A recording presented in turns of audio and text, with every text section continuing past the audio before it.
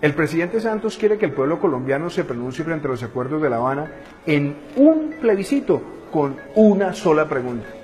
¿No les parece que eso es absurdo habiendo tantos temas delicados para el país?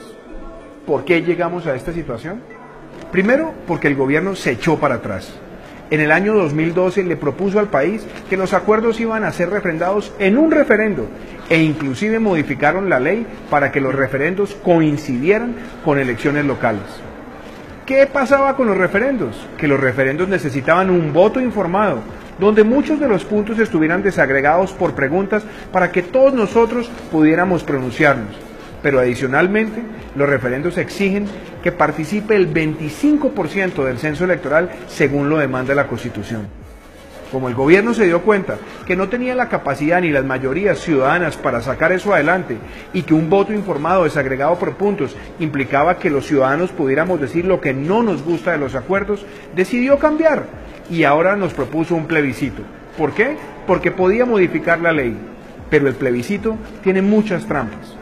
La primera trampa fue que bajaron el censo electoral necesario para aprobar un plebiscito del 50% al 13% por el sí. Fuera de eso, no hay voto en blanco, es decir, los ciudadanos que se sientan que no tienen una posición clara no van a poder pronunciarse. En tercera medida, impidieron que las campañas fueran financiadas con dineros públicos para el sí y para el no, siendo campañas austeras.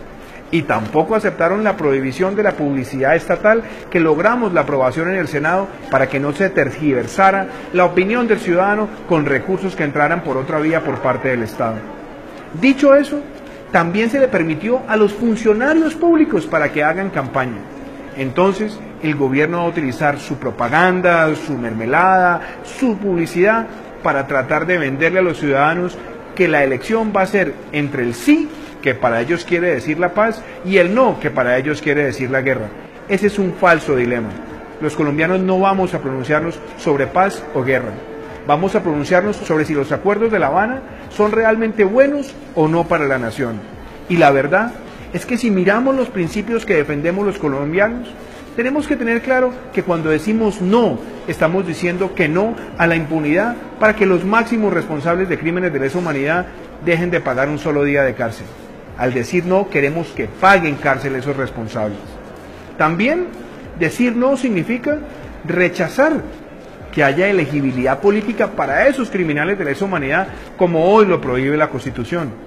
Decir no es evitar que las FARC esguincen su responsabilidad de que con los recursos criminales que han amasado durante tantos años los pongan al servicio de la reparación de los colombianos. Decir no es decir que los colombianos que pagamos impuestos no le paguemos la cuenta y la factura de toda la criminalidad que las FARC tienen con sus víctimas. Decir no es evitar que la Jurisdicción Especial para la Paz ponga en las mismas circunstancias operacionales y de cadena de mando a las fuerzas militares con el terrorismo. Decir no es también categóricamente impedir que el asesinato de soldados sea considerado un delito conexo al delito político. Decir no es evitar que se rompa el equilibrio de poderes donde el Congreso solamente podrá discutir y aprobar aquello que el gobierno le permita relacionado con La Habana. Decir no es también que los ciudadanos le puedan decir al gobierno que las facultades extraordinarias para el presidente exceden los mandatos de la Constitución y la ley. Decir no es que los colombianos le presentemos al país la propuesta para que se enmienden los acuerdos. Decir no no es promover la guerra, sino que se corrijan los acuerdos donde sean realmente un triunfo de la legalidad sobre la criminalidad. Y lo más importante, decir no es que las FARC aprendan del pueblo colombiano el mensaje de que ser pillo no paga. Soy el senador Iván Duque y los invito a que conscientemente entendamos que decir no no es aplaudir la guerra, sino defender la paz basada en la legalidad.